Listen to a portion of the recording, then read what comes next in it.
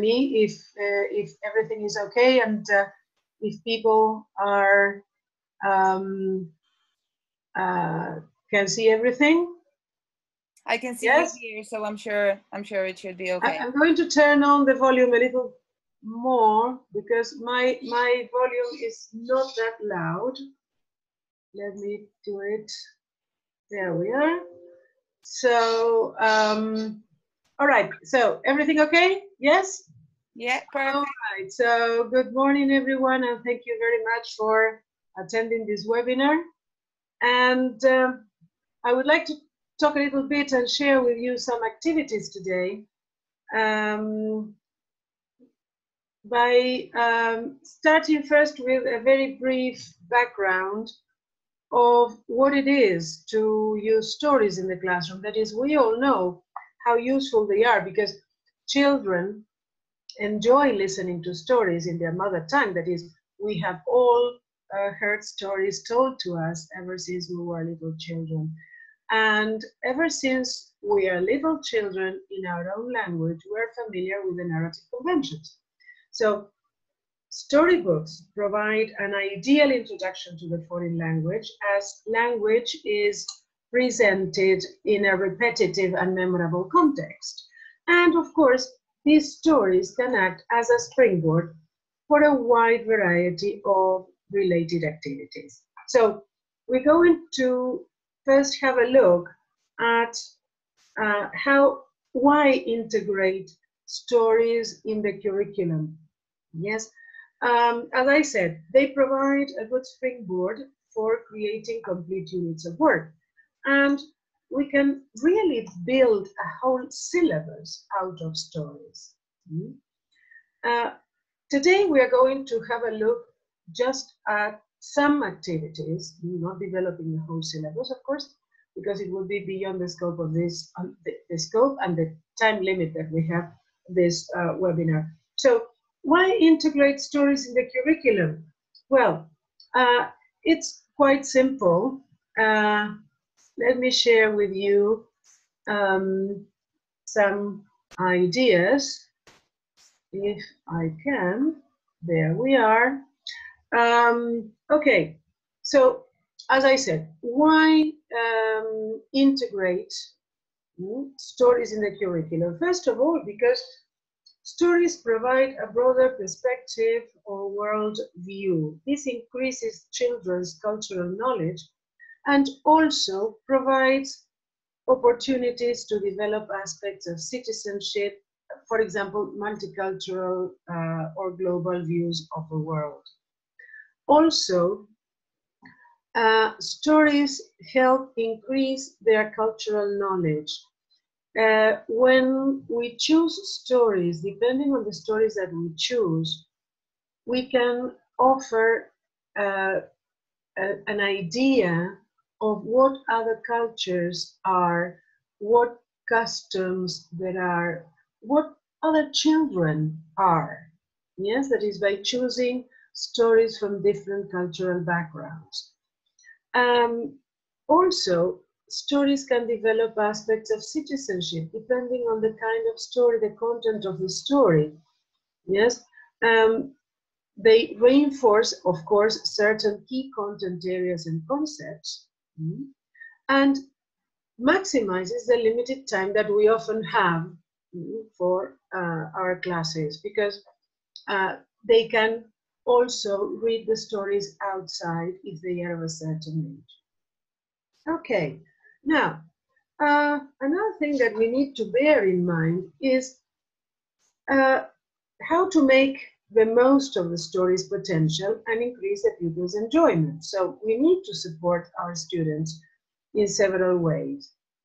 So how can I help my students understand the story? Because many a times we think that they are too young or that their level of English is not high enough. But if necessary, don't be afraid of modifying the story to make it easier for your pupils to understand. You may need to substitute unfamiliar words or adapt the sentence structure. Personally, what I tend to do is simplify the sentence structure. but not the vocabulary, or at least not too much, so that the story is also a rich input in terms of vocabulary. Also, provide visual or audio support, drawings, speech bubbles, puppets, real objects, flashcards, sound effects, etc. Mime. Always provide a context for the story and introduce the main characters before you start telling the story. Also, decide when you will read the story, because depending on how long or how rich or how much time we have, we can decide to read a little each lesson all at once, after some appropriate preparation. Yes. How long do you want to spend in the story? A few minutes? Do you want to spend a whole hour and build a whole hour of work around the story? Will you use it once or twice over a period of several lessons? Those are decisions that you need to make. Also, identify your language focus. Decide which language points your students need to recognize for comprehension when the story is told, and which would be useful for them to produce. Because remember that we are telling a story for enjoyment. We are not teaching grammar through a story, which is a different thing. Then decide how much follow-up work you will do. Of course, this will depend on the age of your student, on your intentions, on what you want to do with the story. Yes, you may want to do a fully fledged project or do some simply some follow-up activities. Also, decide in which order to introduce the language. And also join with the next item, how much new language to present at a time. Yes, you may need to pre-teach some vocabulary, also some structures before you read the story. Now, another important thing is the criteria for selecting stories, because many a times it has happened to me. Many a time, what happens to me is I am in love with a story. I love a story absolutely for whatever the reason, but then it is not appropriate. It may not be appropriate because the children won't like it. And sometimes we like a story, but the children don't. It happens with songs, when we choose a song for the classroom. Sometimes we fall in love with some material, but then it's not successful in the classroom. So maybe it's a good idea to bear in mind a few things. First of all, of course, the level. Have a look at the vocabulary structures, at the functions. Is the level accessible? Does it provide an appropriate level of challenge? Because if it is either too easy or too difficult, the story may not work very well. Then, literary devices. What literary devices does the story contain? How will these help children understand the story? Look for repetition, cumulative content, rhythm, rhyme, if it is a story in the form of a poem. If there is question-answer, if there is dialogue or it's totally narrative, if there is humor, suspense, yes. Also, the content, of course, the subject matter. Will the story engage my students? Is it relevant for their age? Is it interesting, amusing? How long is it? Does it include values that I want to teach in the classroom? Also, illustrations, the layout on the page. This is also important. Illustrations, the use of illustrations is important.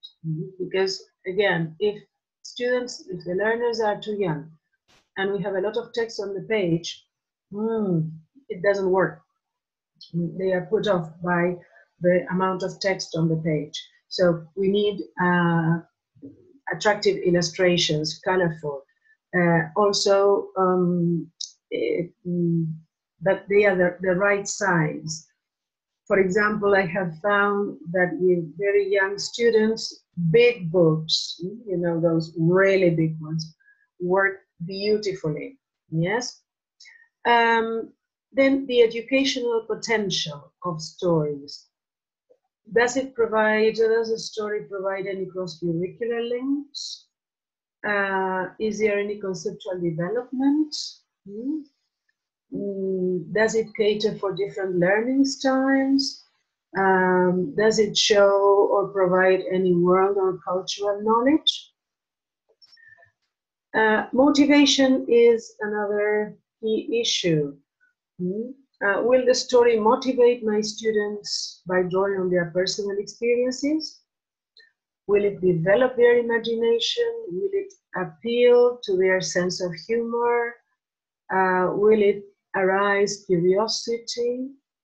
Also, and very importantly, will it provide positive models, positive attitudes towards other cultures, for example?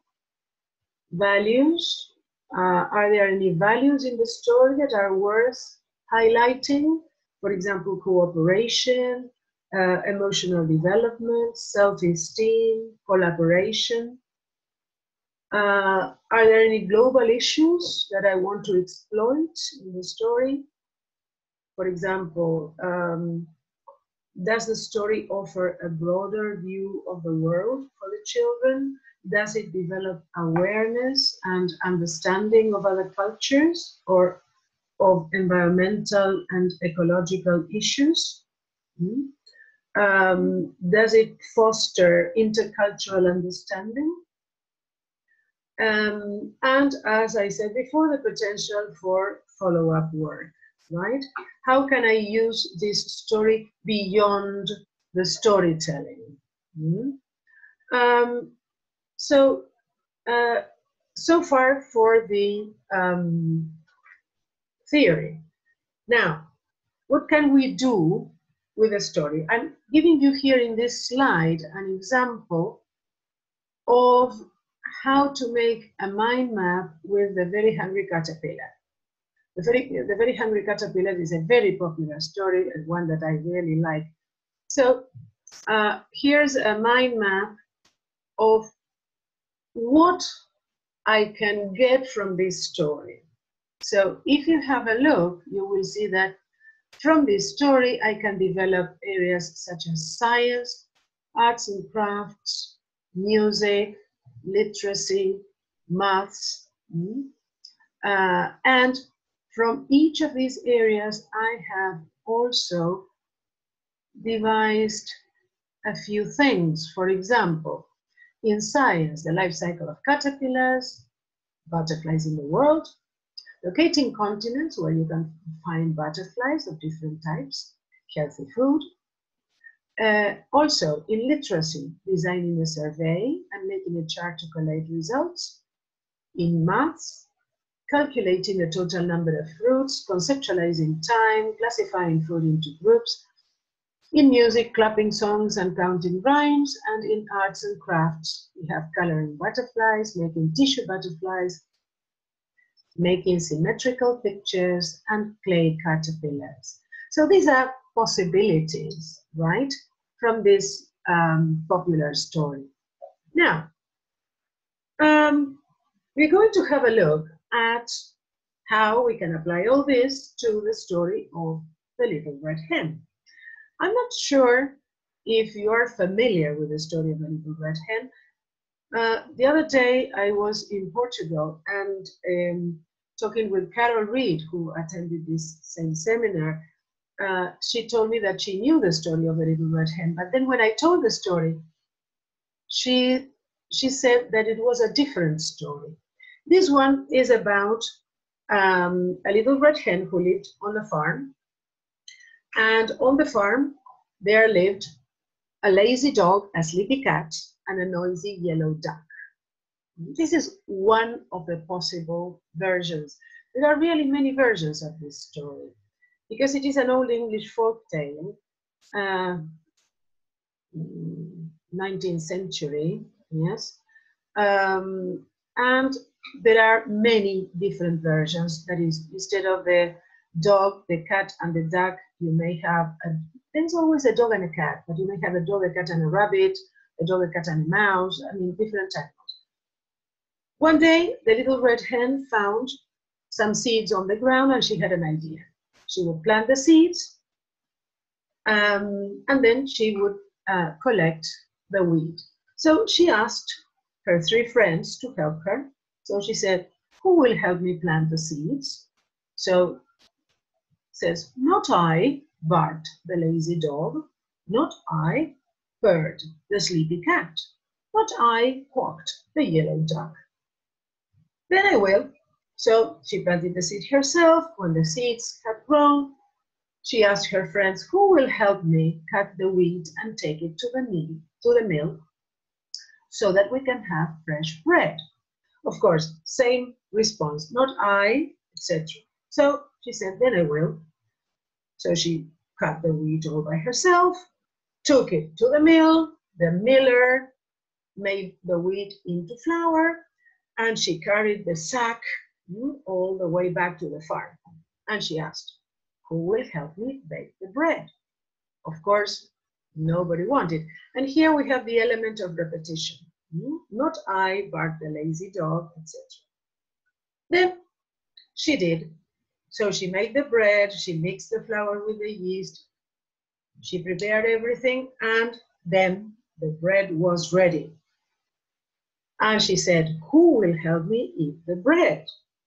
And now, of course, what happened? I will, barked the lazy dog. I will, purred the lazy cat. I will, quacked the noisy yellow duck. So she said, you did not help me plant the grain. You did not help me care for it. You did not help me cut it and take it to the mill. You did not help me make the bread. So I will eat it by myself. And she did. Now, there are, as I said, there are other versions of this story. And in some modern versions, instead of bread, she makes a cake or she makes pizza. And in very politically correct stories, in the end, she forgives all of them. And she says, okay, I will share the bread, but you clean up. Whatever. I mean, I prefer to use the original story because it teaches a lesson. You get what you do. I mean, they didn't help her, so obviously they didn't get any bread in the end. Now, what can we do with this story? Well, let's see the areas we can exploit. Yes, there are, for example, the environment. We can develop activities around environment, and within the environment we can talk about the farm animals, the vehicles, the activities that they do on the farm. Nutrition, of course, this will all depend on the age of the students. Nutrition, healthy food, making bread, cakes, or pizza, products derived from wheat. What do we make from wheat? Maths, related, for example, to making bread, cakes, or pizza. The number, for example, how many grams of flour do we need for this? How many eggs do we need for this? How much milk? And we have countable and countable nouns, and we have measurements. Then we have values. We can work on the values of hard work, cooperation, generosity, determination, because she's determined to do to work with these seeds to make them into something. Literacy. Here we can have an alphabet chart We can have tracing with very small children, tracing letters, making puzzles with a farm scene, and depending on the age of the students, having a, say, 4-part, 5-part, 6-part puzzle, and they have to put it together again. Retelling the story, matching cards with words and pictures, reciting a poem related to the Little Red Hen. And then we come to arts and crafts and science. And now we are going to focus on these two.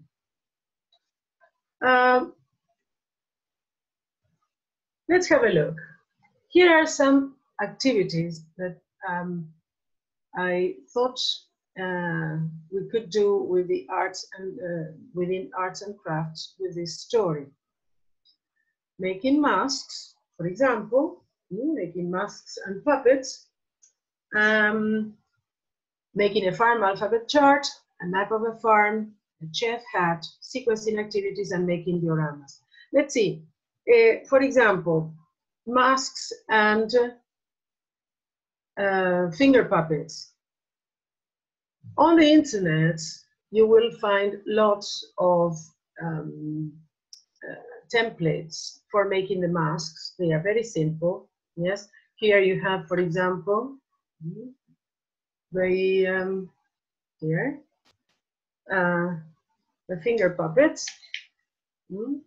So they're very simple. You print them, and here's your finger puppet with the name of the character. Now, what is interesting is to ask the students to actually make their own instead of printing them. For example, the masks. All right, we have the templates, but it's more fun if the students make their own masks. Yes, you can make masks like this. You can make masks with paper bags by gluing eyes and beaks and ears, etc., to the paper boxes, to the paper bags. They are not going to be as pretty as a printed template, but I think that it's more motivating for the children, especially with young children. These are activities, of course, for young children. Same happens with the finger puppets. All right, you will find templates to make the finger puppets, but maybe they will enjoy it more if they make their own finger puppet. Yes, so you can use this to retell the story. You can divide the class into groups, and so one group is the narrator, another group is the hen, then you have the dog, the cat, and the duck. And you can role play the story. You can ask the children to say their lines, yes, wearing their finger puppets or their masks. Then, having these alphabet charts, the alphabet charts are a typical thing. That is, you can, of course, you can have them printed. But again, I think that it is much more motivating for the children if they try to find in the story words that begin with each letter, and they make their own cards. And they can simply draw the picture and write the first letter of the word, or they can write the first letter as it is shown there, and then the full word. Right? It will combine literacy and arts and crafts, and then they can have an alphabet display in the classroom. Also, if conditions permit, and in your school you have let's say the devices, the premises suitable, a kitchen the children can use, they can make their own pizzas, bread, etc. And they can have their own master chef hats. Yes, very easy to make. You take an A3. Let me show you. You can take an A3 paper. You draw a line here. Is it master, for the master chef? Yes. You cut with a pair of scissors, like this.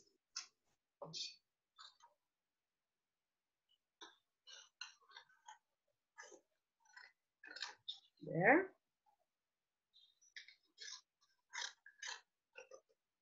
There.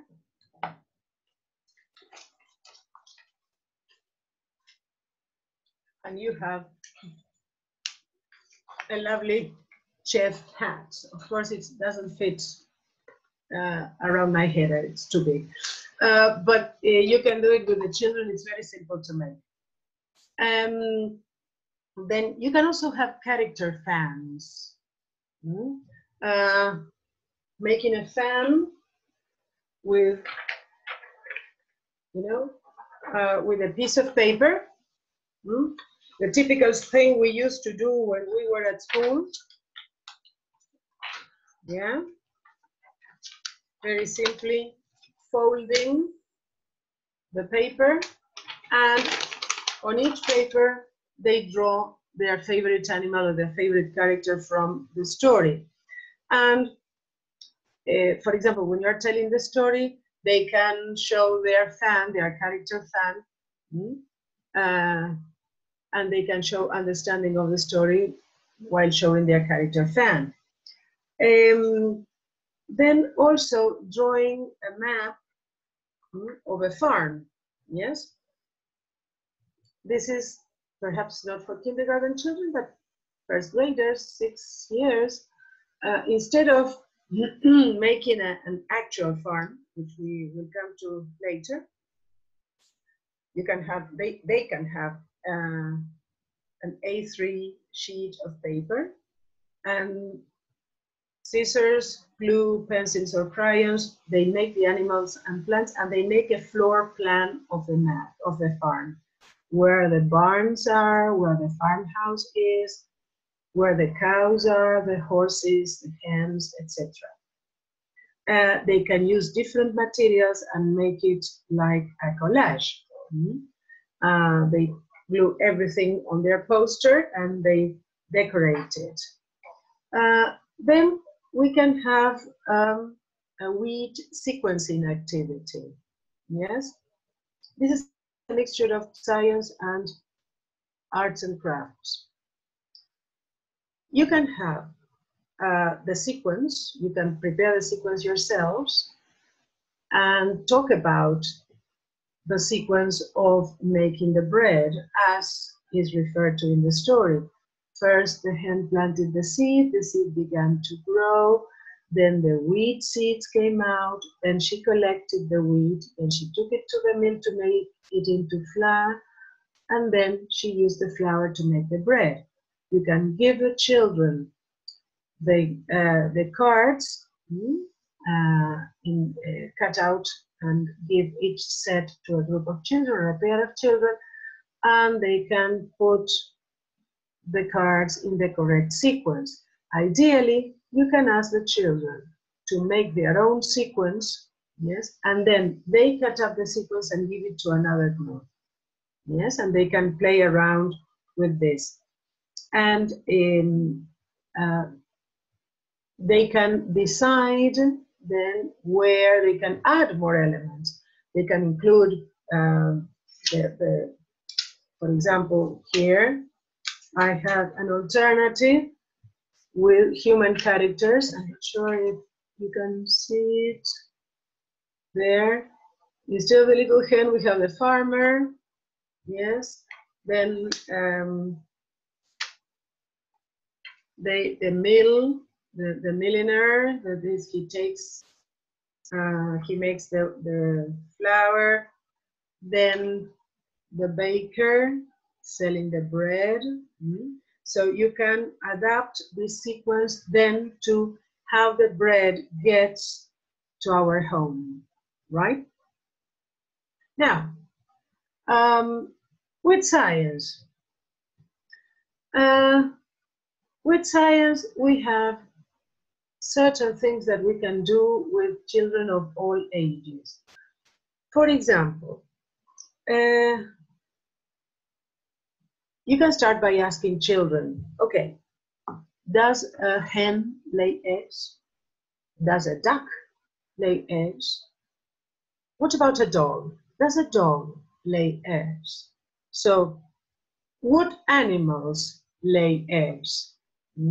So we can show a few pictures of different animals and discuss with the children which animals lay eggs. So here we have these animals. So which three lay eggs? Quite likely they are going to say the duck. And just that. Obviously, the cow, the lamb, or sheep, or rabbits don't lay eggs, unless you talk about Easter rabbit, which is a very strange kind of rabbit that lays eggs, apparently. But then, of course, they may, if they are too young, they may not know that turtles and fish lay eggs. So it's a good opportunity to have a look at the animals that lay eggs and animals that don't. Talking about mammals, talking about animals that lay eggs, talking about different types of animals, wild animals, farm animals. You have lots of possibilities there. You can also offer a challenge. Yes, can you think of two animals that lay eggs and can swim? Here we have them. Yes, the turtle and the fish. Can you add one more animal that doesn't lay eggs? Or can you add one more animal that lays eggs? You can ask the children to work in groups and prepare a poster with animals that lay eggs and animals that don't. Or make a Venn diagram. Start working with Venn diagrams at an early age. You can do that. And have animals that lay eggs, animals that don't, animals that lay eggs and live on land, animals that lay eggs and live in the water. Also, it's interesting to ask them to think how these animals are similar or different. Yes? How are all the animals alike? Are they different? Let's look at the mammals, for example. Yes? Let's look at the others. How are these animals, these three animals, different, the ones that lay eggs? Then another thing, what comes from a farm? Especially for children who live in cities, it is quite difficult to see animals in the countryside. I remember once, years ago, a family, while I was living in Argentina, and we were in our, with my family, we were in our house in the mountains, and a family from Buenos Aires came to visit us. And the youngest child was at the time 8, was very surprised. I was the oldest person, the oldest young person at the time. So I was in charge of looking after the children. And so I took them for a walk around the countryside near the house. And they saw cows and sheep, even swans swimming in a nearby river. And this child asked me a question. I thought he was making a joke. He said, "Is that a cow?" And I looked at him and I said, "Yes." Why do you ask? Haven't you ever seen a cow? And he said, "No, I live in a flat. I have never seen a cow." And I still remember my impression at that answer. It was like, this child has never seen a cow. For me, it was the most common thing in the planet. But he had never, at 8, he had never ever seen a cow. He had seen beef, but not a cow. So it's especially for children who don't have access to seeing animals in the countryside. It's interesting to see this. I mean, what comes from a farm?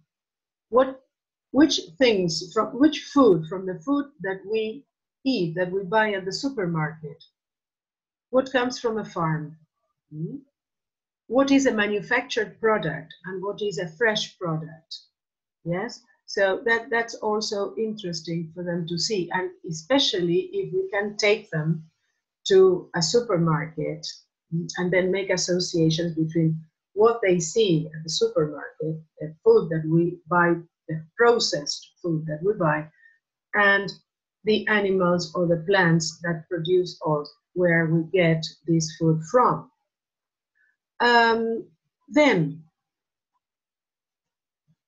the life cycle of a hen. Again, most children, unless they live in the country, in the countryside, they won't be familiar with the life cycle of a hen, because we buy the chicken already killed and put in trays, or we buy the eggs and they come in boxes. The relationship between the animals that produce this food, and the food that we see in the supermarket or in shops, sometimes is not clear for the students, for the children, especially for very young children especially. So it's interesting for them to see what the life cycle of a hen is. Okay, let's not begin with what was first, the egg or the hen. But here we have all these pictures, and maybe we can ask them, yes, we can pre-teach certain words, for example, life cycle, chick, egg, hen, of course. So we show them the pictures and we ask them to order the pictures in the way they think the life cycle of a hen happens. So we can show them the eggs first and say, a tiny chicken grows inside an egg. Then the chicken comes out of the egg. The yellow chicken, or the white chicken, or the black chicken, I suppose there are chicken of different colors. When I was a kid, there were yellow, white, and black chicken. Anyway, it eats and grows. The chick becomes a hen, and then the hen lays an egg, and then the cycle begins again. Yes? So they can also make their own poster or their own collage about the life cycle of a hen, of a chicken. Yes, here you have a chicken. From the egg, the tiny chick comes out of the egg. You have the full-fledged chicken and then the hen. Yeah. Then also the life cycle of a plant. Here we can pre-teach some words. We have some come from the story. For example, seed. We have seen seed in the story. Ground. We can teach bean, because this is a bean really. Plant, both as a verb and as a noun. Grow. And so here we have, for example, this life cycle of a tomato plant. So here we plant the seed in the ground, The seed starts to grow. The seed becomes a big plant.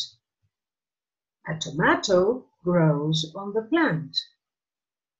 Look, there are seeds inside the tomato. We can plant these seeds to have more tomatoes. Now, this is again an explanation that we can give the students. We can look at the growing, the life cycle of a plant, and then we can discuss which things grow from seeds.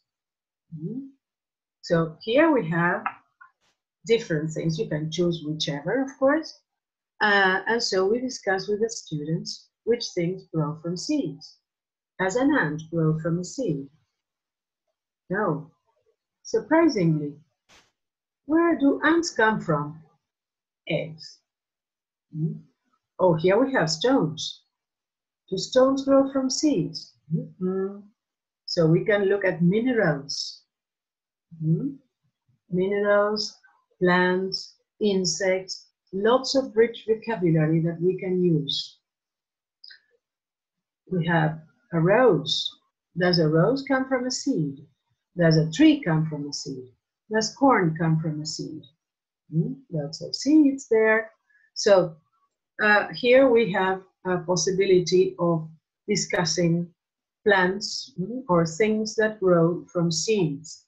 And they can grow their own plants too. If we have the possibility in the school, we can have the school orchard, and they can plant. There are lots of schools that offer the possibility of having their own orchard. So planting their own little plants, watching them grow, caring, looking after their plants. I have a friend who is a primary school teacher here in Salamanca, where I live. And in the school where he teaches primary, he's a teacher of primary, he organized a school orchard with the students of different ages. So he teaches, I think, 3 different age groups, and so they have organized a school orchard. And the students, he told me that the children are really excited when they see that their plants are growing, and when they collect, they grow tomatoes and some flowers. So they can see the product of their effort and of their taking care of their little plants. And if you don't have a school orchard, you have the possibility of having a seed jar. Very simple. You take a plastic or a glass jar. I remember doing this when I was at school years ago. We all had our seed jars. And so you have a plastic or a glass jar. I use a glass jar, 3 or 4 bean seeds, or as many as you wish, not too many for each jar. You put paper towels and cotton wool inside. And you start, that is, children start pouring water, keeping it wet, so that the plants begin to grow, so that they can observe the growing process of the seed. Now, older students can draw their bean plant and label it with key vocabulary like root, stem, leaf, bean, seed. So they can have a picture with the parts of the plant. Also, they can keep records for older students. If the class has a number of seed jars, they can look after their plants and they can record how the plants are germinating. Yes? So you have here the total number of seeds that they have planted and have germinated, the group that is taking care of X plants, and the number of days since planting. And they start recording how many of the plants have grown.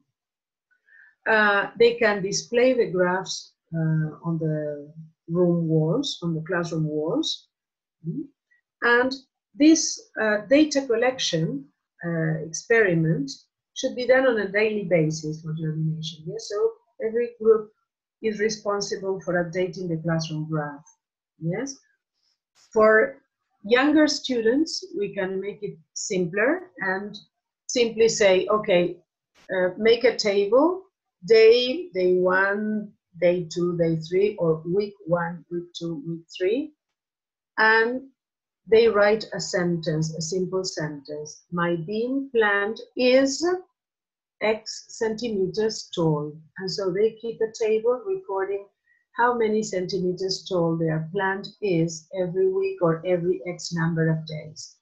This is far simpler for younger students, yes? They can also, with older children, you can also keep a journal. Each group can keep a journal with the date, day number, that is how many days have passed since the first day they started the experiment, the total number of germinated seeds, yes, and notes and comments. This is very good for their observation skills. This is also good for their critical thinking.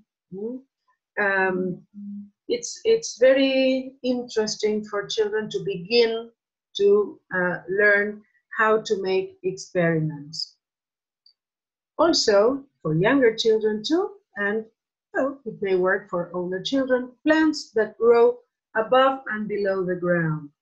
You can discuss this, providing the vocabulary, of course, and familiarizing themselves with the things that we eat, the vegetables that we eat, and how they grow. Because again, many of them have never seen the actual plant where their salad comes from, for example.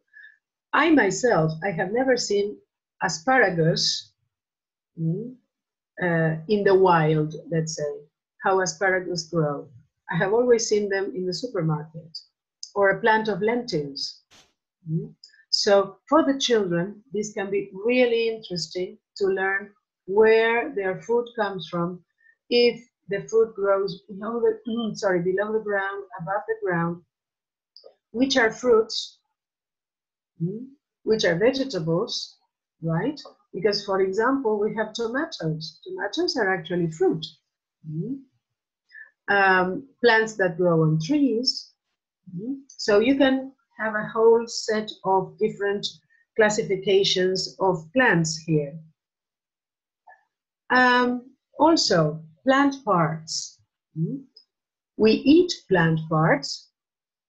We can eat different parts of plants. And which ones do you like? And here we have stems, celery, roots, like turnips, for example, or carrots, flowers, like broccoli, leaves, lettuce, fruit, tomatoes, and seeds, green beans.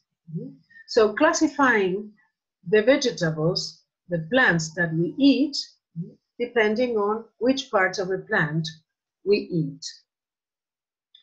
Also, making dioramas, making a farm diorama. This is lovely because it combines science and arts and crafts. And it can be very sophisticated, like the one you have here. Notice how we have here plastic animals. We have a barn using boxes, cardboard, popsicle sticks. Yes, there is all sorts of things. Painting the clouds or using different materials to decorate the farm. They can be they can be simpler, like just drawings. Yes. So making dioramas is another easy and lovely way. That is, you can make all sorts of dioramas, and children can just draw the whole thing instead of building them. And they can look or explain where the different animals live. They can make the fields around the farm, and you can use this for any topic. For example, if you are working with sea animals, they can make a diorama of the bottom of the sea, for example, or the jungle, the rainforest. These dioramas are a lovely way and a fun way for the kids to learn about the environment they are studying, the different environments. Well, it's in my watch, it's 5 to 11. So I think that this is all from me here. I think that we could have questions if you like. So thank you for coming today to this webinar. And now I'm open to questions. Yes? Thank you very much, Annie. It was very, very interesting. Let's see if we're going to get any questions from anyone. One thing that, if you wish, I have a handout. I prepared a handout for the workshop I gave in Portugal last week. If you visit my blog, and if you are a member of Tesol-Spain, you will have the handout available for you. Yes, I will send it to you, Emily, so that it can go to the Tesol webpage, and people can download it from there. Yes, you will find some useful websites where you can find information, and also the reference to a very interesting book and useful book by a dear colleague. It's a book. The book is called Tell It Again, the Storytelling Handbook for Primary English Language Teachers. It was edited by the British Council, and it's a new edition of Gail Ellis's and Jean Brewster's book, which was published, I think, in the 90s. It's available online at the British Council webpage, and you can download it for free. I very much recommend this book. I don't work for the British Council, so and besides, it's free of charge. You can download it for free. You have lots of information, useful tips, and lots of examples of different stories that you can use in the classroom in different ways. I really recommend it. It's in the handout. Also, the reference is in the handout, and I can send it to you, Emily, so that people, members, can find it in the members area. Perfect. We can upload that, and also just a reminder for everyone that the webinar has been recorded and will also be uploaded on the webpage, so you can access it. If you're a member, you will be able to access it. We are getting some comments that everyone found it really interesting. The name, Oscar is asking about the name of your blog. It's Blogging Crazy. Let me see. Do I have a way of writing here? Don't worry, I've just written it in the chat. Okay, great. It's Blogging Crazy. Perfect, and they can access more ideas, more wonderful ideas. Yeah. Thank you very much to you for taking the time and giving us the useful information. Well, I hope it's useful for people who attended, and thank you so much for attending this webinar. And please, if you want to send questions, just put comments in the webinar or write to me, and I will be very happy to help you out in whatever I can. Thank you. Thank you very much, Annie, and thanks to everyone who took the time to attend. Bye-bye. Have a lovely day. Have a lovely weekend. Have a wonderful day. Bye-bye.